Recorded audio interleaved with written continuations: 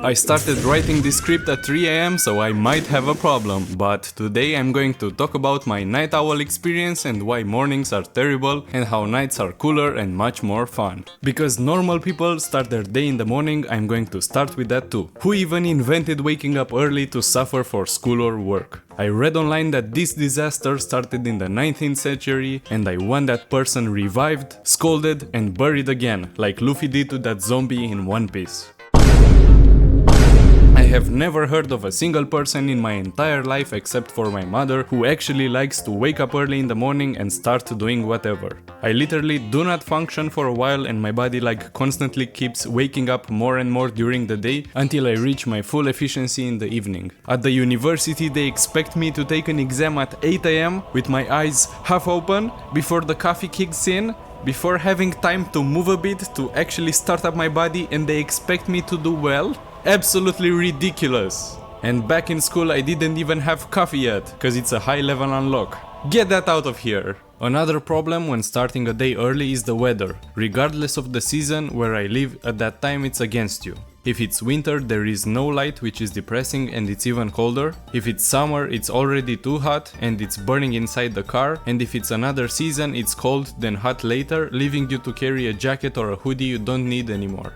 Another bonus thing is that if I have something important coming up, my sleep usually sucks, so I'll either barely understand what anyone is saying the whole day, or I'll have to sleep again in the afternoon because my stressed out 3 to 5 hours of sleep can't carry me through the day. Now that the awful part is out of the way, let's move on to where the fun begins, which is in the evening. But before I get into that, I'd like to ask you to subscribe if you enjoy my content. That makes me happy and gets me closer to my dream, and you will see more of my clips in the future. Who knows, those might be cooler and funnier than this one. Anyway, back to the action. Since I absolutely love caffeine, I have a tendency to drink anything with it throughout the day. Mixing that with a cold shower and some physical activity, when I don't exaggerate at the gym, I obtain peak human condition later in the evening. That might sound very nice, but it's actually a mixed bag because it feels amazing and I'm finally productive, and that also gives me a mood boost, but it also leads to me staying up way too late. Many people stay up late, probably not on purpose, but I don't think as many appreciate it like I do. There are a bunch of things that are amazing at night and I'm going to talk about all of them that my sleepy ass remembers. Let's get the obvious one out of the way first. People go out to party and have fun with their friends, hopefully after they get their work done, and most clubs are also closed during the day. This is the main thing to do at night for cool young people and for others who decided that being tired for 3 days after is worth it and they didn't like their job that much anyway.